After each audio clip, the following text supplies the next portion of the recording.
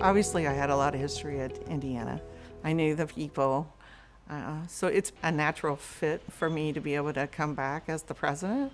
But it's an extreme honor and extreme responsibility that I don't take lightly. I think, Millie put us on the path for success. She allowed us to share our dreams and our ambitions on what we wanted the launch to look like. So we set the pathway. She helped guide us and challenged us in areas that she felt weren't strong enough, and we had to respond to those things. I think she did a great job. So Millie and me are very good friends. Millie gave me plenty of advice.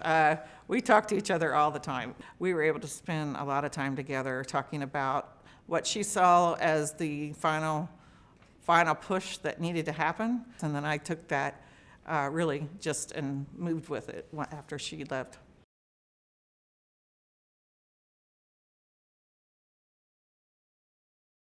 We brought different skill sets from plastic shop, paint shop, so other NAMCs with different skill sets came to Indiana to really support each shop for that final preparation. Yeah, there were some times there when we were looking at it going, wow, this is a huge hill to climb, and I don't know if we're going to make it. But I think what was really cool was just how every time we would call for help, somebody would show up, whether it be people from the other plants, whether it be Canada, whether it be Texas, Kentucky, Mississippi. There was probably well over 200 people that were brought in from all over the world. We brought in engineers, we brought in maintenance folks, we brought in production team members and team leaders, to help out with some of the changeover activity and some of the training that we had to do.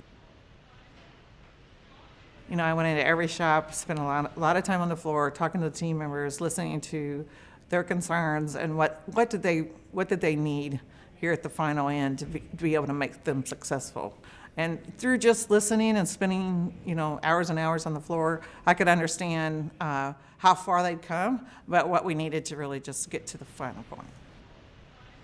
Leah never stopped being TMMI. She was one of the first people to greet me when I moved to Hobstadt, right? So her family has adopted me and my family, and we're tight. So, I'd see her at church on the weekends or see her in town over the weekends when she would come home, and definitely I could tell that there was always a TMMI spirit within her. I'm from right here in Hobstadt, Indiana, born and raised. So where Hobstadt's located is basically about 10 miles south of the plant. Really, it takes me 10 minutes to get to work. So growing up in this area, everybody knew everybody. Yeah, we would go out, ride our bikes all day long, come back for lunch. My dad started a restaurant here in Hobstadt named Hobbs Steakhouse back in 1973. I first started working there when I was like third grade, washing dishes by hands. All my kids worked there. All 4 of them have worked there. My dad passed away, it'll be 3 years this April. It was basically 3 months after I moved to West Virginia, he passed away. I feel like it was my second home, but it's definitely not like here in Indiana, because for me, I think home is where family is. Please just stay still so I can. Many people come up to me and tell me how proud my dad would have been. And I know he knows. I know he's watching.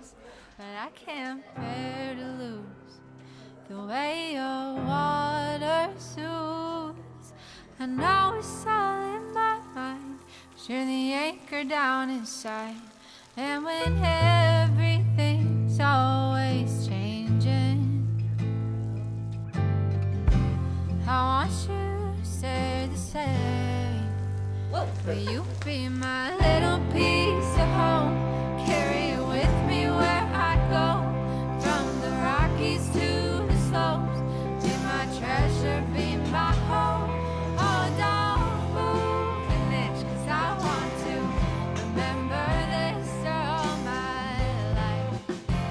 For all my life.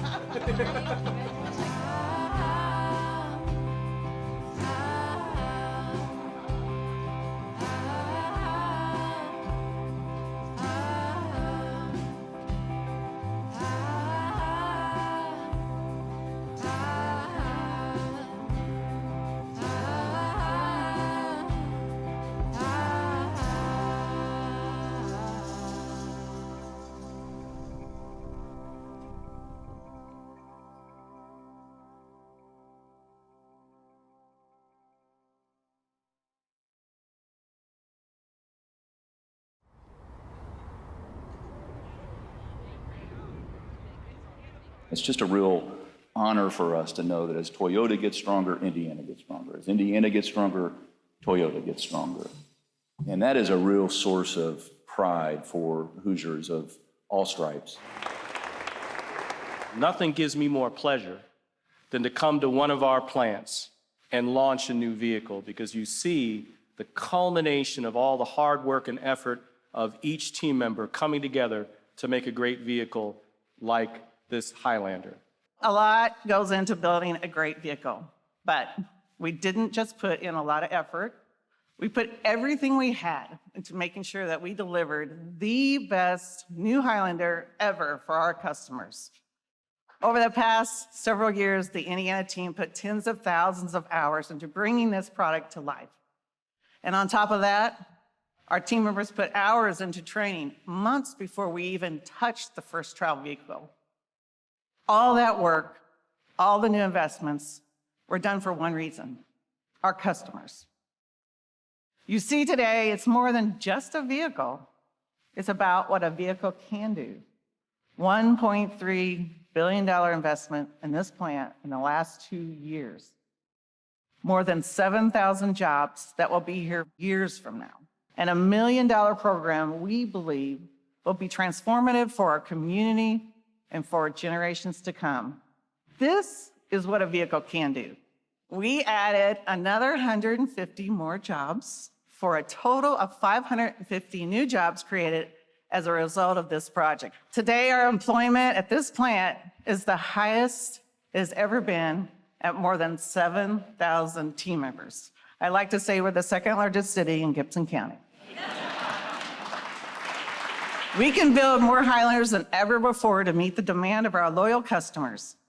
And our total plant investment since 1996, the groundbreaking, now exceeds $5 billion. That's amazing. The jobs that we're offering, they're careers, they're lifelong careers.